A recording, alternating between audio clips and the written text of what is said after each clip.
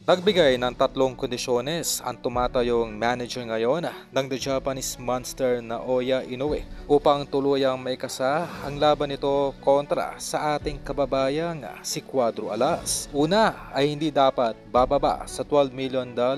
minimum ang guaranteed purse ng naturang Hapon sa laban nito kay Casimero kung ito man ay sakaling matuloy. Pangalawa ay sa bansang Japan lamang maaring ganapin ang naturang laban na kung saan ay kung hindi makukuha nitong si Casimero ang tamang timbang sa 122 limit ay otomatikong kanselado ang laban at makukuha pa rin ng buo ng nasabing Hapon ang 12 million guaranteed purse. Pangatlo, bilang A-side ay ang kampo nitong si Naoya Inoue ang siyang mamimili ng mga hurado at referee para sa nasabing laban na kung saan ay ipagbabawal ang mga foreign judges. Sa madaling salita, mula sa seleksyon ng referee, judges at doktor na kukuha ng blood samples ay ang kampo nitong si Naoya Inoue pa rin ang siyang magpapasya. Ang nasabing mga kondisyones ay pinarating mismo ng manager ni Naoya Inoue sa CEO ng Top Rank Promotion na si Bob Arum bilang sagot